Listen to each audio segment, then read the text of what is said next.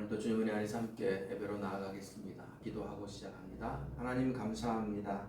이 시간 임재하여 주시옵소서, 말씀하여 주시옵소서. 감사드리며 예수 그리스도 이름으로 기도합니다. 아멘. 우리 함께 찬양하겠습니다. 찬송가 442장.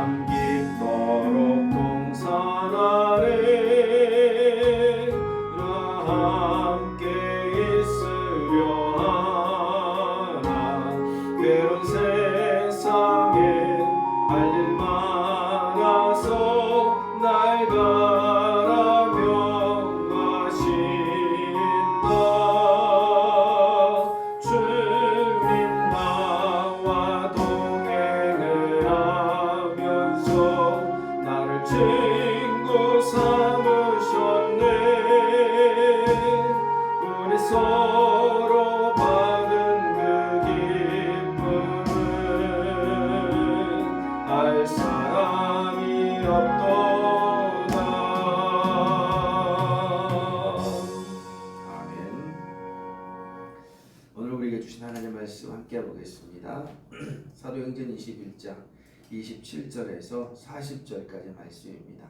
사도행전 21장 27절에서 40절까지 말씀 우리 함께 합독하여 봉독합니다. 시작. 그 이래가 거의 참에 아시아로부터 온 유대인들이 성전에서 바울을 보고 모든 무리를 충동하여 그를 붙들고 외치되 이스라엘 사람들아 더우라 이 사람은 각처에서 우리 백성과 율법과 그 이곳을 비방하여 모든 사람을 가르치는 그 자인데 또 헬라인을 데리고 성전에 들어가서 이 거룩한 곳을 더럽혔다 하니 이는 그들이 전에 에베소 사람 드로비모가 바울과 함께 시내에 있음을 보고 바울이 그를 성전에 데리고 들어간 줄로 생각함이르라.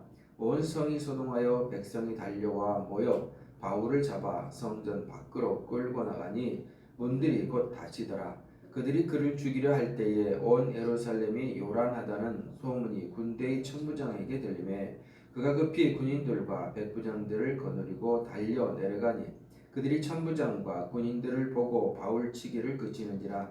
이에 천부장이 가까이 가서 바울을 잡아 두 쇠사슬로 결박하라 명하고 그가 누구이며 그가 무슨 일을 하였느냐 물으니 무리 가운데서 어떤 이는 이런 말로 어떤 이는 저런 말로 소리치거늘 천부장이 소동으로 말미암아 진상을 알 수 없어 그를 영내로 데려가라 명하니라. 바울이 층대에 이를 때에 무리의 폭행으로 말미암아 군사들에게 들려가니 이는 백성의 무리가 그를 없이 하자고 외치며 따라가미르라. 바울을 데리고 영내로 들어가려 할 그때에 바울이 천부장에게 이르되 내가 당신에게 말할 수 있느냐 이르되 네가 헬라 말을 아느냐. 그러면 네가 이전에 서울을 일으켜 자객 4,000명을 거느리고 광야로 가던 애굽인이 아니냐. 바울이 이르되 나는 유대인이라 소비 아닌 길리기아 다소시의 시민이니 청컨대 백성에게 말하기를 허락하라 하니 천부장이 허락하거늘 바울이 층대 위에 서서 백성에게 손짓하여 매우 조용히 한 후에 히브리 말로 말하니라. 아멘. 아멘. 이 하나님 말씀입니다. 이 말씀 통하여 오늘 이 시간에도 우리에게 은혜 주시기 원합니다. 아멘. 오늘 피난처이신 하나님이란 제목을 함께 나누고자 합니다. 지금 사도 바울은 예루살렘에 들어갔습니다. 복음으로 이방 땅에 생명을 전하고 또 예수 그리스도의 그 생명을 전함으로 말미암아 교회가 세워지고 그 교회를 통해서 또 전초지가 기지가 되어서 복음을 증거하여 또 생명을 살리는 그러한 일들을 감당하고 있다가 그것을 우리가 일명 1차 전도여행, 2차 전도여행, 3차 전도여행 그러죠. 이 전도여행들이 다 끝나고 끝난 상태입니다. 그리고 사도 바울이 가뭄으로 인하여서 핍박과 가뭄으로 인해서 여러 가지 환난을 당하고 있는 이스라엘의 그리스도인들이죠. 이스라엘 그리스도인. 다시 말하면 아마 유대인인 게 그리스도인이라고 말하면 더 얻을 겁니다. 어쨌든 그 그리스도인들이 고통받고 있는 그런 상황 속에서 이방 교회들의 헌금을 받아가지고 이제 예루살렘에 가서 그 헌금으로 그 예루살렘 교회를 다시금 구제하는 그런 역할을 감당하기 위해 달려갔죠. 뿐만 아니라 이 일이 물론 가서 잡힐 걸 알았고 목숨이 위태로울 걸 알았음에도 불구하고 성령 하나님이 그를 이끌고 계심을 깨달아 알고 그의 삶이 그곳에 있음을 알고 담대하게 걸어 나아가는 것을 또한 볼 수 있었습니다. 어찌됐든 이제 예루살렘에 들어와서 야고보 사도와 여러 장로들을 만나서 지금까지 이방 땅에서 복음을 증거하며 있었던 그런 기적을 이야기하고 서로 기뻐하고 서로 찬양한 그런 모습들 속에 나아갑니다. 그런데 또 야고보 사도가 유대 그리스도인들에게 있어서 지금까지 사도 바울의 이야기들이 오해되고 또 가짜 뉴스들이 와서 그를 힘들게 했던 부분들을 이야기하면서 너가 지금 여기 왔으니 그들에게 있었던 그 오해된 부분을 풀기 위해서 지금 결례 예식을 행하지 못한 자들과 함께 너도 가서 성전에 들어가서 결례 예식을 행함으로 너도 마찬가지로 율법 안에 있는 사람을 보여주어라 라고 이제 이야기합니다. 그래서 사도 바울은 굳이 그것이 필요하지 않음에도 불구하고 그 행위를 하러 성전에 들어가죠. 그 아직 유대인이었지만 결례가 끝나고 결례 의식을 아직 행하지 못한 이들과 함께 그들의 돈까지 지불하면서 그들 안에 가서 이제 성전에 들어가 그 결례 행식을 행하려고 합니다. 그래서 지난 시간에 마지막 부분에 이런 식이겠죠. 결례 기간이 만기된 것을 신고했다라고 말합니다. 그래서 이제 제사를 통하여서 우리 어떤 죄악들을 회개하는 그리고 그 회개의 제사를 드리는 그런 모습들이었겠죠. 이 속에서 우리가 사도 바울이 그렇지 않음에도 불구하고 굳이 예수 그리스도의 그 사랑과 그 은혜 속에 모든 게 다 해결됐음에도 불구하고 이걸 행하는 이유는 무엇입니까? 사도 바울은 이것이 굳이 복음의 핵심이 복음의 그 본질이 변질되지 않을 뿐만 아니라 그 복음의 핵심이 변질되지 않은 그 행위 속에서 다른 이들을 구원할 수 있다면 얼마든지 나는 여기에 용납하고 들어가겠다는 것입니다. 복음이 변질된다면 그건 아니겠죠. 철저히 그건 구별되어져야 되고 거부되어져야 될 것입니다. 그러나 복음의 본질은 절대 해결되지 않을 뿐만 아니라 그것으로 그 행위로 인하여서 다른 이들이 살아날 수 있다면 할 수 있다는 겁니다. 그에도 마찬가지입니다. 어떤 인간적인 전통이나 인간적인 어떤 행위에 의해서, 인간적인 어떤 종교적인 어떤 행위에 의해서 우리가 복음의 본질이 변질되지 않을 뿐만 아니라 그것으로 다른 이들이 복음 안으로 들어오고 예수 그리스도를 믿게 된다면 우리는 언제든지 그걸 받아들이고 할 수 있어야 됩니다. 그러나 그 전통이라든가 행위가 복음의 본질을 훼손되지 않을지라도 사람들의 어떤 복음으로 들어오는 것들을 막고 그게 장애물이 된다면 우리는 과감하게 그 또한 벗어버릴 수 있어야 한다는 것입니다. 그렇게 사도 바울이 우리에게 가르치면서 이제 성전에 들어가서 그 결례들을 행했습니다. 그런데 지금 오늘 말씀 보니까 아시아로부터 온 유대인들이 아시아 다른 어떤 이방 지역 아시아 지역에서 사도 바울의 그러한 행위들을 다 들었겠죠. 아무튼 어떤 부분에서 봤을 것입니다. 다시 말하면 지금 예수 그리스도를 믿는 그 자체가 그들에게는 지금 도전이고 죄가 되는 것이고 하나님을 거부하는 것이 된다고 지금 생각하는 것이죠. 그래서 사도 바울을 끊임없이 쫓아다니면서 그의 일들을 방해하고 복음 전파를 방해하고 또 사도 바울을 죽이기까지 하려고 했던 사람들입니다. 그 사람들이 이제 성전에 왔습니다. 성전에 와서 사도 바울을 보게 됩니다. 하필 성전에서 그들과 딱 마주치는 것이죠. 딱 마주쳤을 때 그들이 어떻게 하죠? 바울을 보고 모든 무리를 충동하여서 그를 붙들었다라고 말하고 있습니다. 그러면서 외쳐서 이스라엘 사람들아 도우라, 이 사람은 각처에서 우리 백성과 율법과 이곳을 비방하여 모든 사람을 가르치는 그 자인데 또 헬라인을 데리고 성전에 들어가서 이 거룩한 것을 더럽혔다라고 말합니다. 이것은 분명하게 가짜 뉴스죠. 오늘 뒤에 부분에 분명히 나옵니다. 이 29절을 보면 이건 오해였다는 걸 분명히 이야기합니다. 이는 그들이 전에 에베소 사람 드로비모가 바울과 함께 시내에 있음을 보고 바울이 그를 성전에 데리고 간 줄로 생각함이라 그랬습니다. 드로비모라고 하는 에베소 사람이죠. 에베소 사람이 하면 에베소는 지금 이방 땅이고 나중에 에베소 교회가 생깁니다만 복음 전하면서 알게 된 드로비모라는 사람입니다. 이 사람이 예루살렘 안에 거리에서 함께 만나고 만나는 것을 봤다는 것이죠. 그래서 아마 그 이방 땅이 헬라인을 데리고 성전까지 들어왔을 것이다라고 지금 자기들 마음대로 생각하고 가짜 뉴스를 만들어가지고 그것을 가지고 사람들에게 소리를 지르며 폭동을 일으킬 수 있도록 충동하고 있는 것을 볼 수가 있는 것입니다. 정말 무서운 일이죠. 요즘 시대에도 많은 가짜 뉴스가 무지한 사람들을 어떤 집단 의식 속에서 그들을 충동시키고 그들을 어떤 악한 일로 나아가 집회를 할 수 있게 만드는 그런 뉴스들이 아주 많이 있습니다. 특히 이 가짜 뉴스는 자기들의 어떤 자기들의 이익을 위해서 만들어지고 집대성화 되는 그런 모습을 볼 수가 있습니다. 원래 성경 속에서도요, 이 가짜 뉴스는 자기들이 마음대로 생각했다고 할 수 있겠지만은 그것은 자기들 이익과 자기들의 어떤 생각을 관철시키고 또한 그들이 만들어 가기 위해서 또한 이 가짜 뉴스가 이루어졌다는 것입니다. 자기들 눈으로 보지 않았잖아요. 자기들 생각으로, 자기들 감정으로, 자기들 지금 이해하고 자기의 이익을 위해서 행하고 있는 것입니다. 이 시대의 모습과 어쩌면은 같은 어떤 모습이 드러나고 있는 것 같습니다. 중요한 것은 이러한 모습 속에서 하나님은 사도 바울을 사용하고 계신다는 것입니다. 이 충동하여서 사도 바울이 이 상황 속에서 잡힐 수밖에 없습니다. 그들에게 잡혀서 이제 맞아 죽을 수 있는 그런 상황 속에 로마의 천부장이 와서 그를 데려가죠. 로마의 천부장이 와서 그를 데려가고 나중에는 이제 어디까지 갑니까? 왕들 또 총독들 그런 이스라엘 왕 그렇게 다 이야기 나누다가 그럼에도 불구하고 유대인들이 그를 죽이려고 하는 그 소문으로 인하여서 어떻게 합니까? 로마의 황제에게까지 이걸 고소하게 됩니다. 그리고 나중에 사도 바울은 로마로 이송시키게 되는 거죠. 하나님의 마지막 목표는 사도 바울이 로마에 들어가서 로마의 복음을 전하는 것이었습니다. 역사적인 일입니다만은 로마의 복음을 전함으로 말미암아 초기에는 많은 일이 있었고 로마의 복음을 전해서 그곳에 많은 그리스도인이 생겼고 핍박이 당했고 죽음을 일으켰고 그 속에서 복음이 증거됐죠. 또한 그 핍박 속에 복음도 증거됐습니다. 나중에 그 이후에 몇백 년이 지난 333년에 로마가 기독교를 국가의 공인 종교로 승인하는 역사가 일어납니다. 물론 그것이 나중에 또 타락의 역사가 일어나서 반복되는 아픔이 드러나긴 합니다만은 어찌됐든 하나님은 이 결과를 위해서 사도 바울의 이 모든 걸음이 로마를 향할 수밖에 없게 만들었다는 것입니다.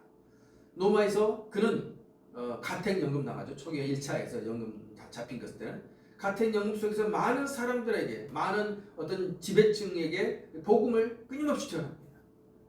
그래서 어떤 밑에 있는 종이라든가 하층민들만 복음을 듣고 구원받는 게 아니라 지도자층에서도 복음을 들고 구원받는 사람이 많아졌었고 특별히 유부녀 어떤 부녀자들 속에서도 그런 복음 듣고 변화된 사람들이 많아졌다는 것입니다. 그렇게 해서 나중에는 황제가 복음 안에서 기독교를 승인하는 그런 역사가 일어나게 되는 것이죠. 하나님의 기독교에 하나님이 행하신 그 기독교 역사를 보면 놀랍습니다. 수백 년, 수천 년 전부터 준비하시고 이끌어 가신다는 사실이죠.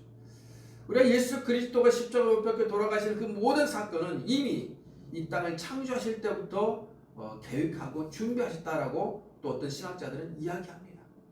그 모든 것은 이미 하나님의 은혜 안에서 사람의 악함과 사람의 선함과 그 속에서 역사들이 만들어지고 이루어지고 있고, 그 만들어지고 이루어진 속에서 하나님은 또한 그 역사를 이끌어 가시고 이루어 가시고 행해 가신다는 사실을 우리는 분명히 기억해야 될 줄로 믿습니다. 특별히 오늘 말씀 보면은 사도 바울이 잡혀가지고 이제 마다 죽을 위기를 처합니다. 3절 말씀, 30절 말씀 보면은 온 성이 소동하여 백성이 달려와 모여 바울을 잡아 성전 밖으로 끌고 나가니 문들이 곧 닫히더라. 성전 안에서는 피 흘리면 안 되기 때문에, 죽여서는 안 되기 때문이죠. 그래서 31절에 그들이 그를 죽이려 할 때에 온 예루살렘이 요란하다는 소문이 군대와 천부장에게 들리며 그들이 그를 죽이려 했습니다. 이제 경각에 달렸죠. 얼마 죽는 것은 그 시간 문제입니다. 그런데 극적으로 로마의 천부장이, 그 군대 천부장이 달려와서 그 죽음의 딱 그 순간에 사도 바울을 구원하는 것을 볼 수가 있습니다. 왜 경각이 달렸다고 생각하시냐면요, 이 보면 32절 이렇게 나왔습니다. 그가 급히 군인들과 백부장들을 거느리고 달려 내려가니 그들이 천부장과 군인들을 보고 바울 치기를 그치는지라. 바울을 계속 때리고 있었다는 것이죠. 그리고 33절에 이에 천부장이 가까이 가서 바울을 잡아 두 쇠사슬로 결박하라 명하고 그가 누구이며 그가 무슨 일을 하였느냐 묻고, 그 다음에 34절에 이렇게 말합니다. 무리 가운데서 어떤 이는 이런 말로 어떤 이는 저런 말로 소리치거늘 천부장이 소동으로 말미암아 진상을 알 수 없어 그를 영내로 데려가는 명하니라. 35절에 나왔네요. 바울이 층대에 이를 때에 무리의 폭행으로 말미암아 군사들에게 들려가니 그랬습니다. 무리의 폭행으로 말미암아 군사들에게 들려갔다고 하고 있습니다. 자기 혼자 힘으로 걸어갈 수 있는 힘이 없다는 겁니다. 그만큼 많이 두드리고 맞아서 이제는 거의 실신 상태까지 갔다는 것이죠. 이제 이 상을 조금만 더 놔두고 봤으면은 아마 사도 바울은 그 맞아서 죽음에 이르게 되었다는 겁니다. 목숨이 경각에 달렸었다는 것이죠. 우리가 어떤 영화나 TV 드라마를 보면은 아주 극적인 상황 가운데 어렵고 힘들고 죽을 수 있는 그런 극한 상황 속에서 극적으로 뭔가가 딱 나타나가지고 구해주고 또 바뀌는 반전이 이르는 그러한 어떤 영화들을 보게 됩니다. 그러면 그 영화를 보는 순간 우리가 카타르시스를 느끼면서 시원하다, 어우 다행이다 막 그러면서 소리를 칩니다. 오늘 이 내용의 말씀이 바로 그런 부분입니다. 아주 극적인 상황입니다. 지금 사도 바울이 그런 무리들에게 폭행을 당합니다. 계속 칩니다. 바울 치기를 그치지 않고 계속 쳤습니다. 그 순간에 그냥 그 죽기 일보 직전, 목숨이 넘어가기 일보 직전, 그 경각에 달하는 그 순간에 로마 군대의 천부장이 달려와서 그를 멈추게 한다는 사실입니다. 막 두들겨 막 먹고 있을 때 누가 도와줄 사람이 없을까? 누가 도와줄 사람이 없을까? 우리는 주인공 영화 같은 데서 보면은 주인공이 맞고 죽을 위기가 되면은 알고 있어요. 그 주인공이 지금 죽으면 안 되니까, 그럼 영화가 끝나버리니까 누군가 분명히 와서 도와줄 것이다. 언제 도와주지? 도와줄 텐데 누가 오지? 와서 도와줄 것인데 하고 생각합니다. 마찬가지로 지금 사도 바울이 그 죽음의 경각에 놓여있는 그 상황 속에서 모든 이들에게 폭행을 당해서 맞아 그치지 않고 있는, 계속 맞는 그 상황 속에서 누군가 와서 도와주겠지, 도와줄 거야. 왜? 그런 하나님의 사명을 감당하고 있었기 때문입니다. 사도 바울은 너무 예루살렘에 당당하게 들어갔고, 예루살렘에서 그 성전에 당당하게 들어갔고, 성전에서도 그 유대인들을 바라보면서도 담대하게 그는 그들과 맞설 수 있었습니다. 왜? 무엇 때문에? 그는 하나님이 함께 하셨을 뿐만 아니라 하나님의 사명을 감당하고 있었기 때문에 하나님은 그 사명의 감당이 끝날 때까지 그를 죽이시지 않을 것을 다 확신하고 있었다는 것입니다. 나는 죽지 않을 걸 확신하고 있었다는 겁니다. 그렇기에 사도 바울은 담대하게 당당하게 그들 속에서 복음을 증거하며 나아갈 수 있었던 것입니다. 오늘 말씀 보면요, 이렇게 말합니다. 사도 바울이 또 잡혀 들어가다가 느닷없이 사도 바울이 이제 천부장에게 또 말을 합니다. 37 말씀부터 40절 말씀이죠. 바울을 데리고 영내로 들어가려 할 그때에 바울이 천부장에게 이르되 내가 당신에게 말할 수 있느냐? 이르되 네가 헬라 말을 하느냐? 그러면 네가 이전에 소요를 일으켜 자기 4,000명을 거느리고 광야로 가던 애굽인이 아니냐? 바울이 아닙니다. 나는 유대인이고 길리게 5 사람이고 내가 이렇게 니들에게 말하는 것을 허락해 주십시오. 그랬더니 천부장이 다른 이들에게 말할 기회를 또한 주어서 층대 위에 서서 백성들에게 손짓을 매우 조용히 한 후에 히브리 말로 말하였다. 사도 바울이 지금 하도 맞아가지고 스스로 걸어갈 수 없어서 다른 사람들이 들쳐서 지금 데리고 가는 그런 상황에도 불구하고 사도 바울은 그 기회를, 자신이 복음을 증거할, 자신이 하나님의 사명을 감당할 기회를 절대 놓치지 않습니다. 몸은 지금 만신창이가 돼가지고 거의 죽을 그런 기력도 없는 상황이지만 그럼에도 불구하고 그는 어떻게 해요? 그 수많은 사람들에게, 이 많은 사람들에게 복음을 증거할 절호의 기회다 라고 생각하고 그는 그 천부장에게 말도 안 되는 그런 이야기를 하고 있는 것입니다. 내가 저들에게 말 한마디를 하고 싶습니다. 말할 수 있게 해주십시오. 네가 옛날에서 소동을 일으켰던 그 사람이냐? 아니요. 나는 분명하게 유대인이고 그 로마 시민이면서 백성들에게 말하고자 하는 것입니다 라고 말하죠. 그래서 천부장은 그에게 이제 로마 시민이라는 것을 알기 때문에 말할 수 있게 기회를 주고 있습니다. 참 재미있는 것은 그 무리들이 자신을 계속 쳐서 죽이려고 했고 그 죽이려고 하는 그 사람들을 위에서 층대 위에 서서 백성들에게 조용히 하라 손짓하면서 말했다는 사실입니다. 하나님의 놀라운 그런 역사들이 사도 바울을 통해서 일어나고 있다는 것이죠. 사도 바울을 죽이려고 했지만 이제 사도 바울은 높은 데서 그들을 향해서 복음을 증거하고 있다는 사실입니다. 하나님은 사도 바울에게 철저히 사명을 감당할 수 있도록 그의 생명을 부여할 뿐만 아니라 그에게 능력을 허락하셔서 그 복음을 증거할 수 있도록 만들었다는 겁니다. 나중에 22장 보면은 그 복음에 대해서 듣기 싫어서 그걸 막 거부한 사람도 있었지만은 그 위에 또 다른 사람들은 그 복음의 말씀을 듣고 다시 한번 그를 돌아볼 수 있는, 아마 그걸 통하여서 많은 이들을 기어이 복음을 들었다는 사실입니다. 우리의 사명은 우리가 복음을 증거하여서 그 사람들이 복음 안에서 변화돼 가지고 하나님 나라로 오는 데까지가 우리 사명이 아닙니다. 우리의 사명은 뭡니까? 하나님을 증거하는 것까지입니다. 예수 그리스도의 그 십자가와 부활을 많은 사람들에게 전파하는 것이 우리의 사명입니다. 그들에게 복음이 있다는 것을, 그 복음의 소리가 있다는 것을, 그 기쁜 소식을 전하고 예수 그리스도를 믿음으로 말미암아 천국 백성이 되고 하나님의 자녀가 되고 참된 행복을 누릴 수 있다는 것을 우리가 전하는 것까지가 우리의 사명임을 분명히 기억하시기 바랍니다. 우리가 저들을 전해가지고 주님 품으로 데리고 와야 되고 그들이 예수 그리스도의 믿음으로 변화되어야 되고 이게까지가 우리의 사명이 아닙니다. 우리가 복음을 전하고 그 다음은 성령 하나님께서 그들 속에서 일하실 줄로 믿습니다. 놀랍지 않습니까? 영화 같은 극적인 하나님의 그 도우심의 손길이 사명자에게 드러나고 있음을 보게 되는 것입니다. 사도 바울에게만 이러한 하나님의 극적인 도움의 손길이 있는 게 아니라 모든 하나님을 믿는 자들에게 함께하고 계시는 하나님의 손길인 줄 믿습니다.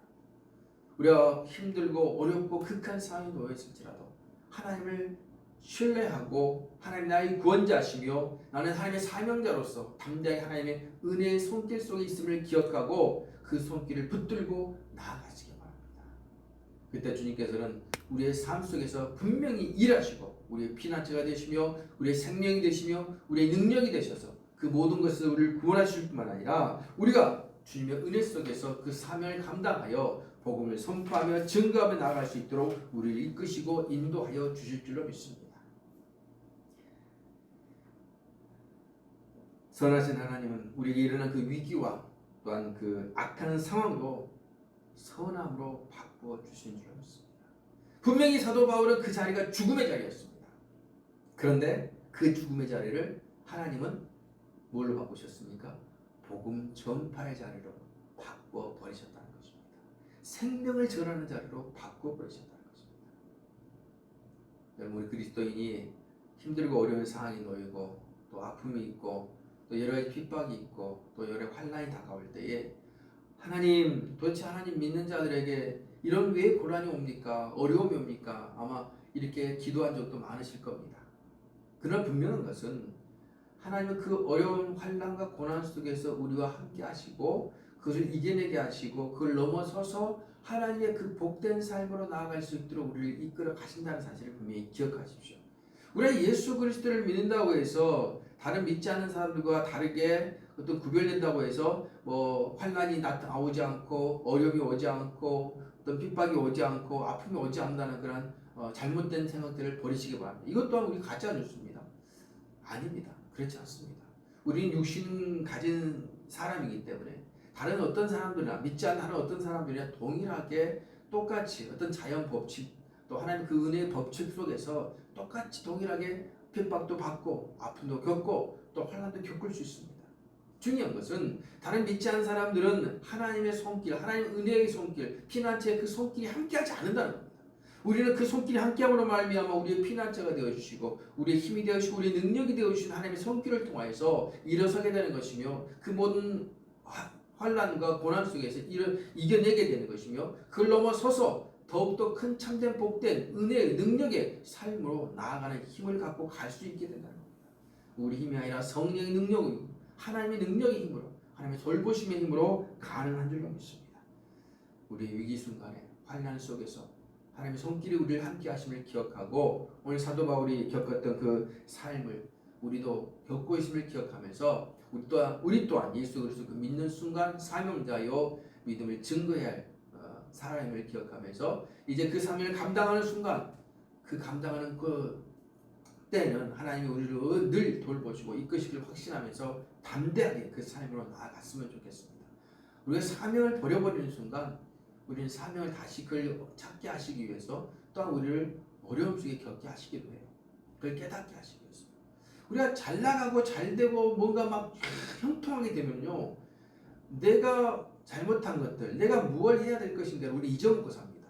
그러나 우리가 뭔가 어려움을 겪게 되고 뭔가 힘듦을 겪게 되면 우리가 내가 지금 무엇을 잘못하고 가고 있는지 무엇을 해야 될 것인가를 정확하게 우리가 알게 된다는 것이죠.